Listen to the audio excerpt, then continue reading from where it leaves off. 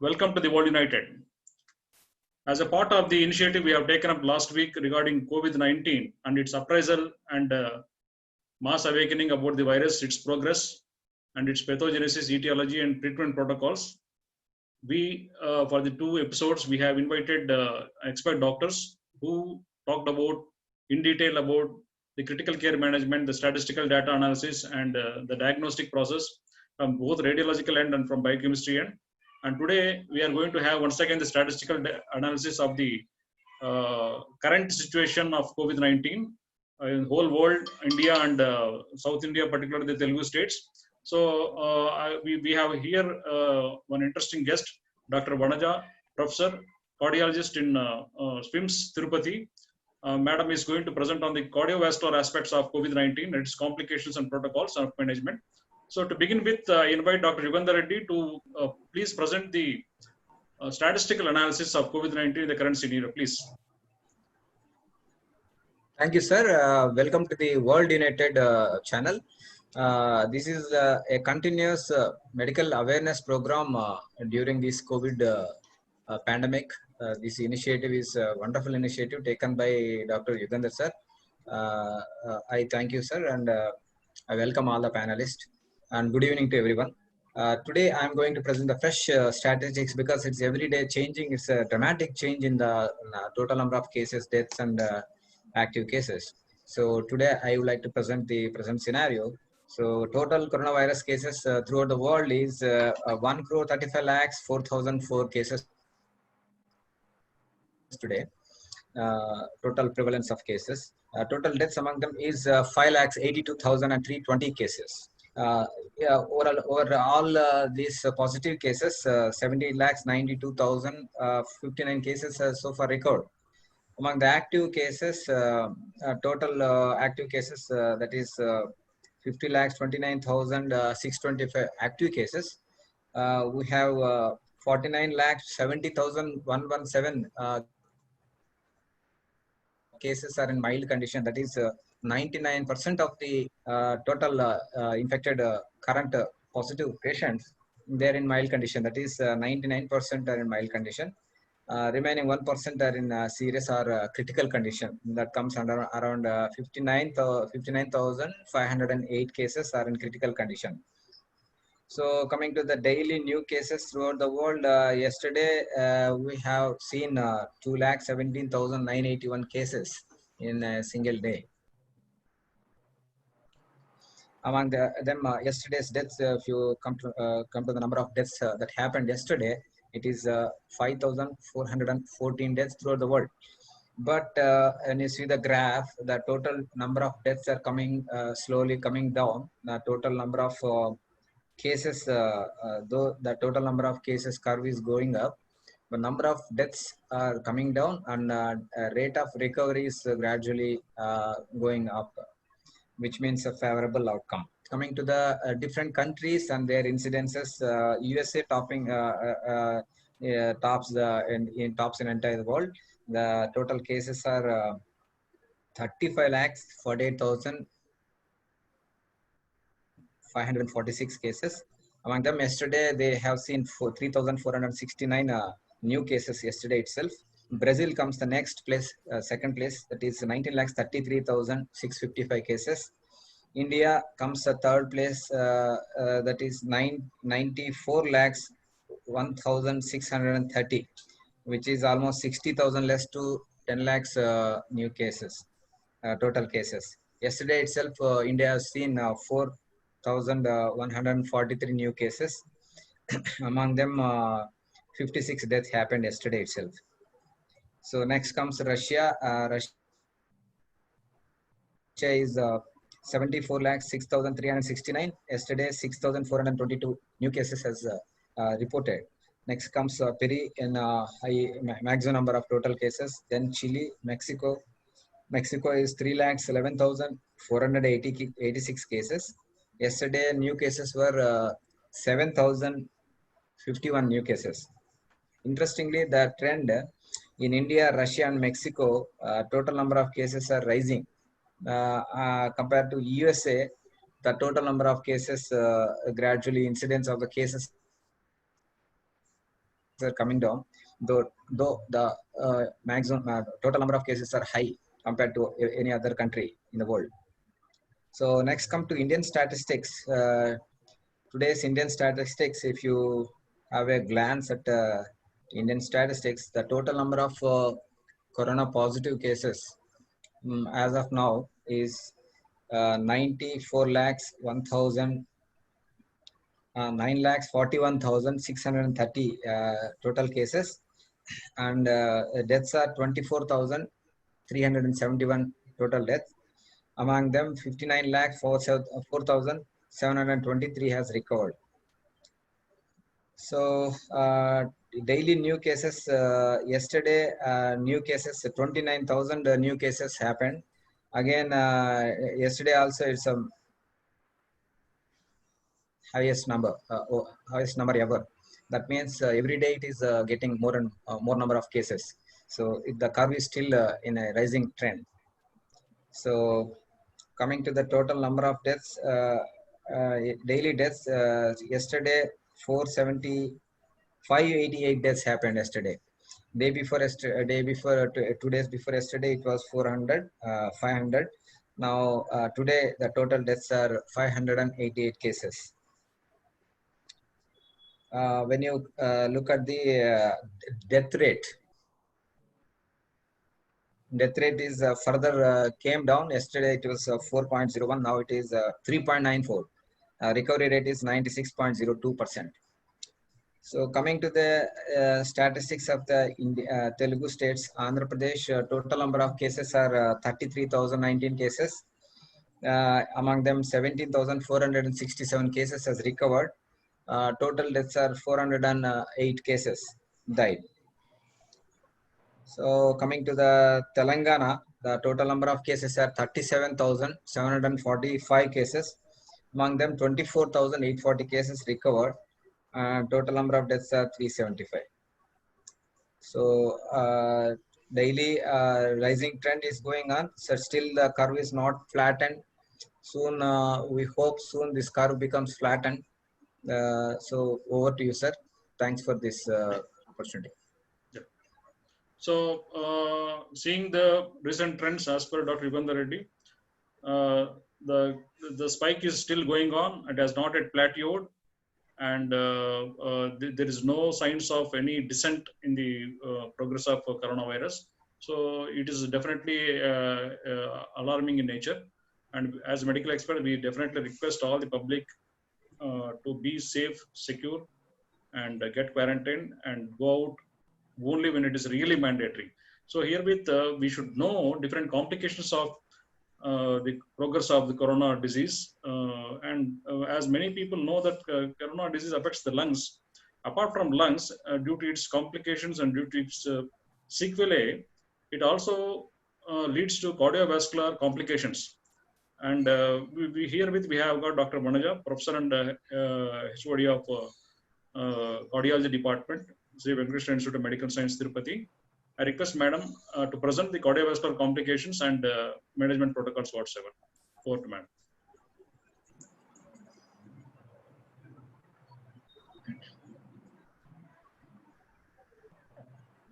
Dr. Yugandhar and other panelists of World United, good evening to all of you.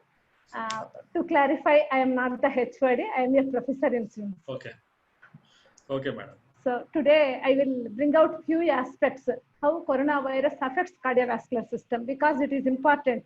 Now in India, our country is a world capital for cardiovascular diseases. In addition, now corona is also affecting the cardiovascular system. How cardiovascular system gets involved by coronavirus. So coronavirus binds to angiotensin converting enzyme 2 receptors. These receptors are present on lung alveolar cells. Not only lung alveolar cells, these receptors are also present in heart, vascular endothelium, kidney, and intestine. That's why manifestations may not pertain to lung. They also manifest on heart, vascular system, renal, and gastrointestinal system because of the presence of these receptors on other systems in our body. So the important consideration is for acute coronary syndrome, acute MI and acute ST elevation MI, reperfusion is the primary strategy of treatment. So if we, this acute coronary syndromes, acute MI mainly occurs due to occlusion of the blood vessel which supply blood to the heart. What we have to do is we have to open that occluded vessel, then only the myocardium gets salvaged. Otherwise, myocardium gets irreversible damage, and once the cells gets damaged, it is permanent irreversible damage. That's why time is muscle. So we have to reperfuse the occluded vessel by primary percutaneous intervention. That means angioplasty, or by giving some drugs which lyse the thrombus. That is thrombolytic therapy. So here, coronavirus affects the respiratory system predominantly and produces typical influenza-like illness. And also it has affinity for the cardiovascular system because of the receptors and other various mechanisms, which I will explain in the progress of the presentation. Although rare, it may trigger an acute MI by multiple pathways. So now we have to strategize the patients because management is important. COVID-19 patients with the pre-existing cardiovascular disease have an increased risk of severe disease and death. That means pre-existing comorbidities like cardiovascular system, cardiovascular disease, hypertension, diabetes, renal disease, lung problem, they are more prone to severe disease and death. Case fatality rates are 6% among hypertensive patients who develop corona disease, and in diabetics it is 7.3%. In pre-existing cardiovascular disease, the fatality rate is 10.5%. And the prevalence of cardiovascular disease among COVID positive cases ranges from 5 to 15% in various studies. Coming to pathophysiology of coronavirus, how it affects the heart.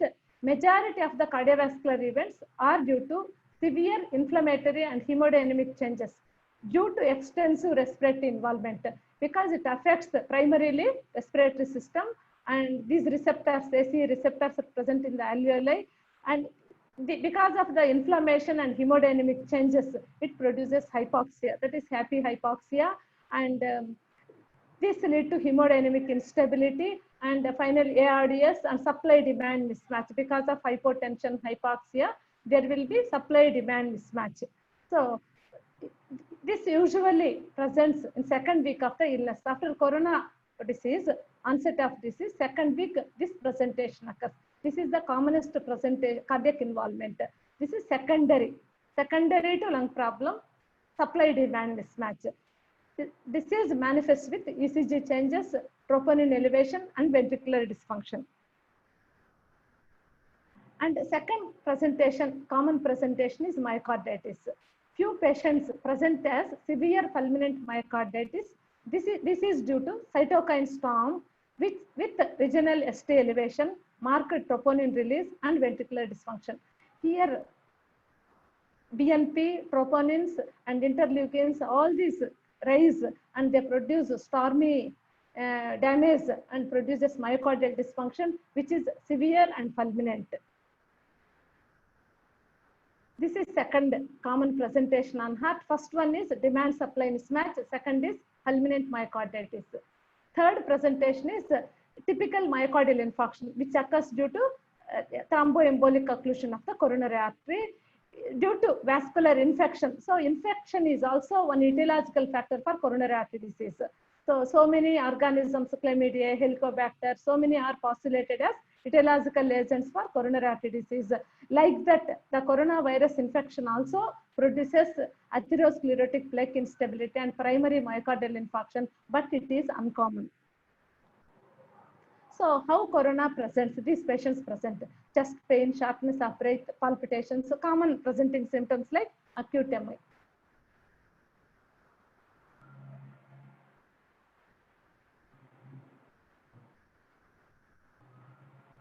So what are the various cardiovascular manifestations? The first one, as I explained earlier, acute cardiac injury due to secondary to lung involvement. due to hypoxia and hemodynamic instability, that is the supply-demand mismatch. This is the commonest presentation. Second one is myocarditis with cardiomyopathy due to cytokine storm. And third one is acute MI, which is uncommon, like acute coronary, acute MI due to various other etiologies, hypertension, diabetes, smoking, infections. This infection also causes acute MI. And these patients can present with arrhythmias primarily or secondarily due to drugs, venous and arterial thromboembolism. These are the presentations. And what are the challenges we are facing while treating these patients? The patients come with chest pain and ECG changes will be there. What is the problem for managing? What are the challenges cardiologists are facing to treat these patients? First problem is patient delay. So because of transportation, various problems, fear of corona, patients are presenting late. Before pre-COVID era, they used to present early to the hospital. Now there was delay in the presentation because of the various reasons. Second thing is treatment delay. After coming to hospital also, acute MI means usually major centers like SWIMS is one of the major center. We do primary angioplasties to majority of the patients who come within the window period. Now, without COVID report, we are not taking, in our hospital experience also, we are not taking them for primary angioplasty without COVID report. So treatment is getting delayed. So here the time is muzzle. The important aspect is we have to treat the patient early. That's why we are giving reperfusion therapy instead of primary angioplasty.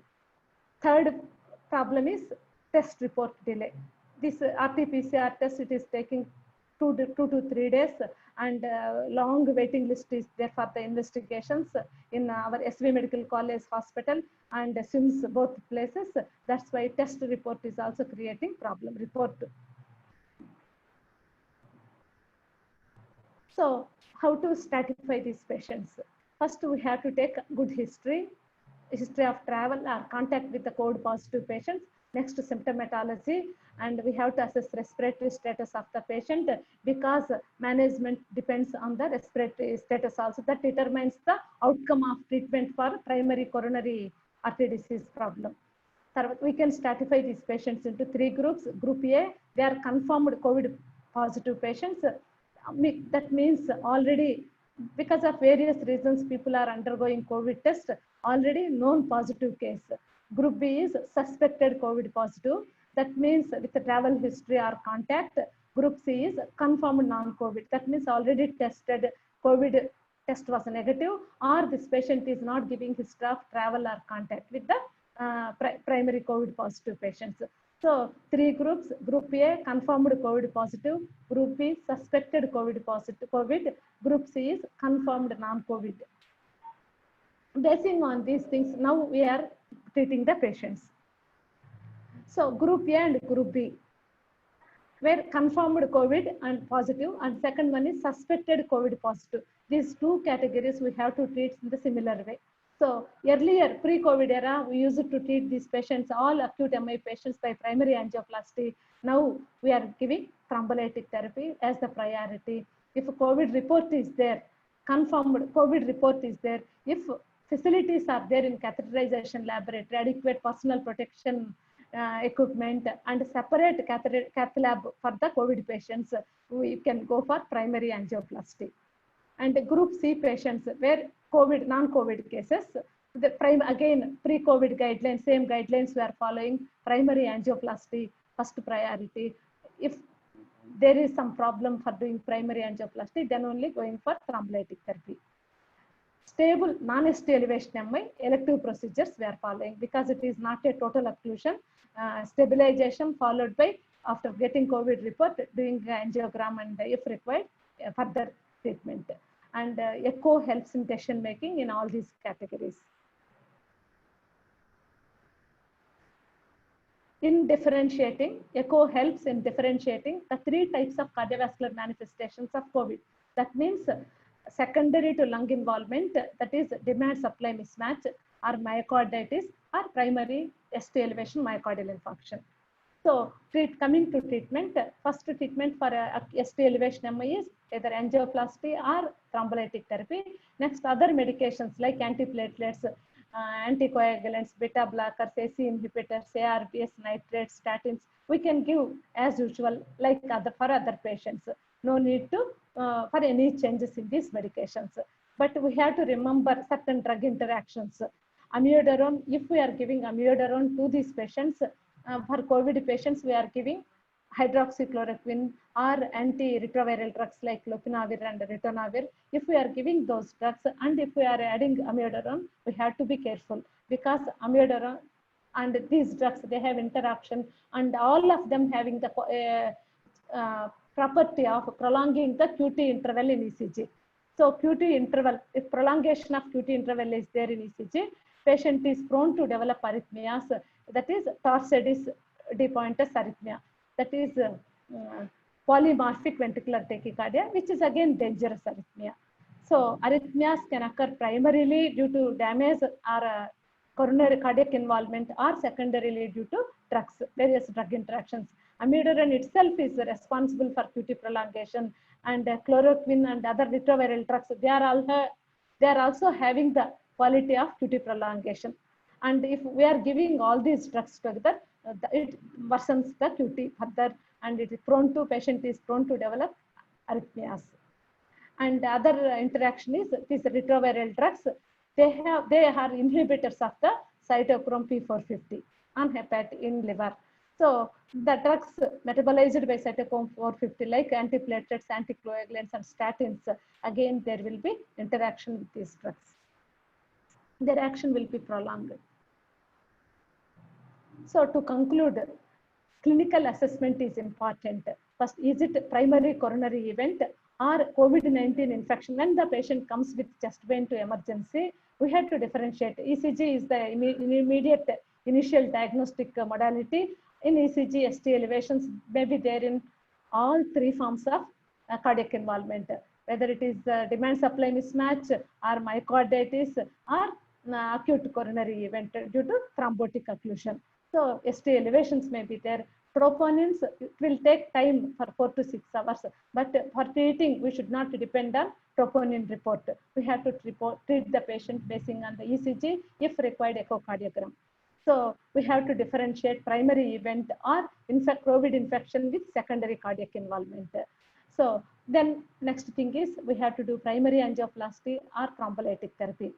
And important is protection of the healthcare workers, because rushing to cath lab without COVID report, when there is PPI deficiency is there, dedicated laboratory for COVID to treat COVID patients is not there.